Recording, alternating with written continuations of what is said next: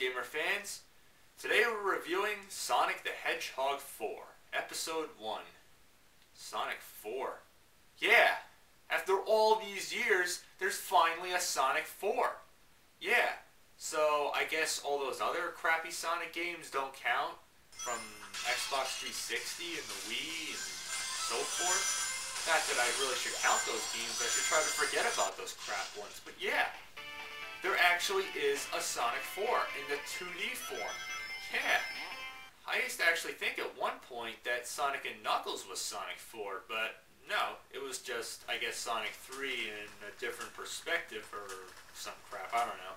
But anyway, yeah, after all these years, there's finally a Sonic 4. And I guess Sega figured, you know what, we can't do all these 3D Sonic games right, you know. Not that they're really incapable of doing it right, they just kept screwing up so many times, putting glitches and control problems. I mean, they really just got to get back on the bandwagon here and get it right. So we figured, you know, let's screw it, get back to the basics. And you know what?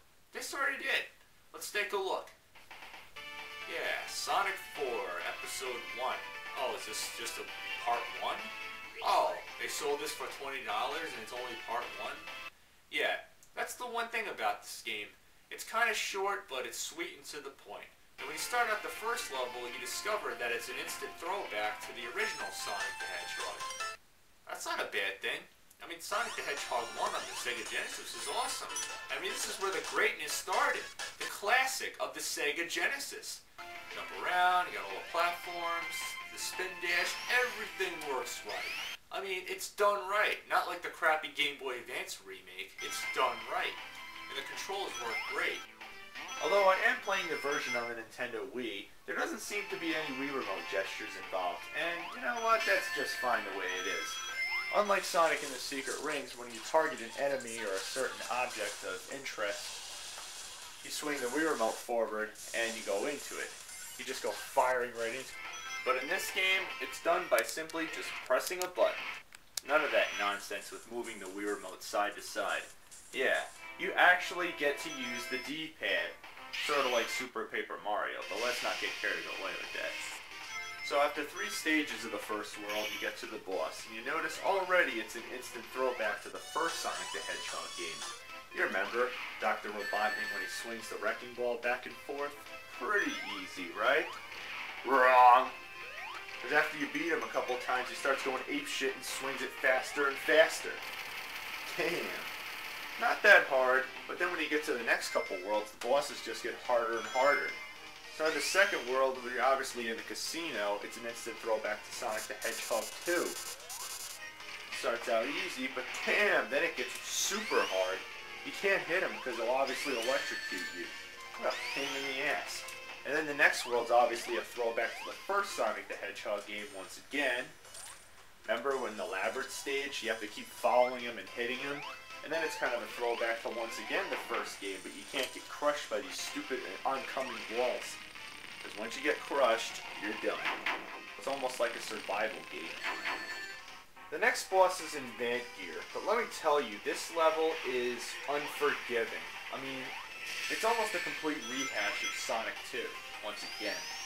Another rehash, kind of like the Metro Bus stage. It looks a lot like it.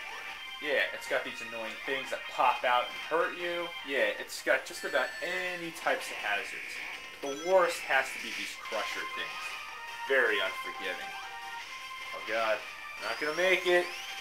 Ah, I just made it. Wow, that was close. Yeah, these 3 stages are hell. Then you got the boss battle, and what is it a rehash of? Yep, of course, once again, the Metropolis level on Sonic 2. Instead of taking out these things that surround him, you know, the things that are circling him, it's not about taking out those things. Of course you can't hit them, otherwise you take damage. I mean, what a pain in the ass. You just gotta wait for them to explode if you accidentally hit them. The object is to basically hit Dr. Eggman, and eventually he dies. But nope, it's not over. You gotta chase him, and then you gotta get closer to him, but of course he's throwing more of these stupid things, and trying to dodge it is a bit of a pain in the ass. You got small ones which go at a regular speed, easy to dodge, but then you got the big ones which are a real pain in the ass. Damn! And then you got the really fast ones which are even more of a pain in the ass. So when you finally beat him, hopefully the game's over. And what? Yeah, you got one more stage to go. And what is it? Yeah, it's the final stage. But what does it do? It rehashes everything. Every boss from the 4 previous levels. Like, they couldn't come up with anything new, so they just rehash everything. Okay, first time's pretty easy. Second time's easy. Just hit them. Third time's a pain in the ass. Hate it, but once you get through it, it's good. Because at least you have a checkpoint at every point, but make sure you stock up on extra lives, because let me tell you, you're going to need them.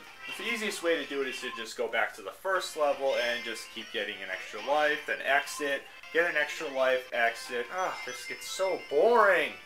At least the extra lives stock up, which is good.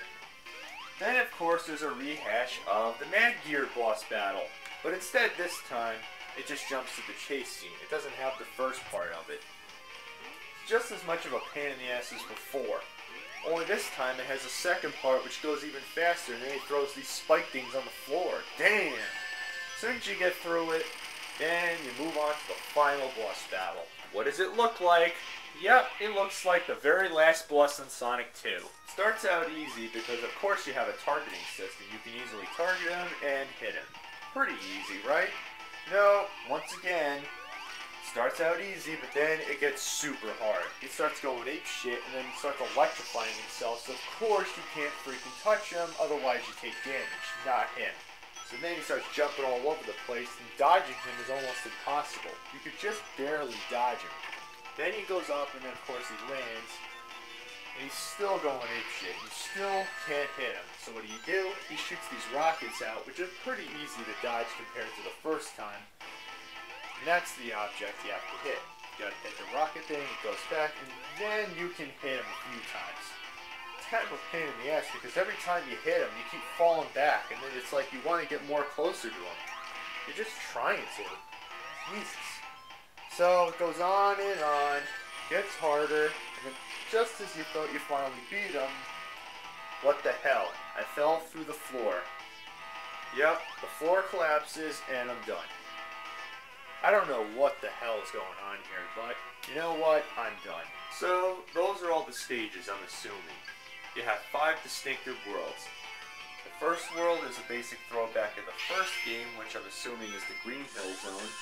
You got the Casino World, the Labyrinth World, and then the Mad Gear World. And then, last but not least, the Death Egg Zone World. You also get the special stage in the game, which looks like an instant throwback to once again the first Sonic the Hedgehog game.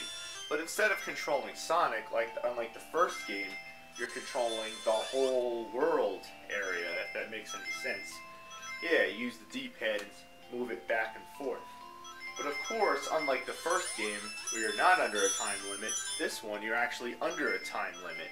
And you still gotta collect the Chaos Emerald, so it's kind of a mix between the first Sonic the Hedgehog game and the second one, being that you not only have to collect the Emerald, but you need to collect a certain amount of rings to get past a certain point. Because if you don't, you can't get past that certain point. And of course, once again, you're under a time limit, so that makes it more harder than what it should be. But still, it's a fun challenge. Now, I'm not saying this game is horrible or anything. I mean, it's not great, but horrible? No, of course not. Despite it having a few flaws here and there, and a few inconsistencies, starting out too easy and then getting way too hard too fast, it's still a pretty decent game. It does show off some really cool 3D effects, like especially the casino stage when you go on the cards. Woo! Look at them go! Woo! That's so much fun. Now, I'm not saying this game is bad or anything. It's getting back on track. I think Sega is getting better. They're improving. They have a better future ahead of them compared to the crappy games that they had in the past. I could tell they're on the road back in the right direction. This game is good, but it's not great. For any diehard Sonic fan, I would check it out if you're up to the challenge. If you're easily frustrated, don't even bother. Now, I know a lot of people saying that Sonic Colors is a better improvement and that it's a great game, but I have yet to purchase that game. If I do, you can guarantee a review out of that game. So, my final verdict on Sonic 4 Episode 1, one up, one down on this one, to be fair. It's not bad, but Sega still needs to get better, which I think they're getting better.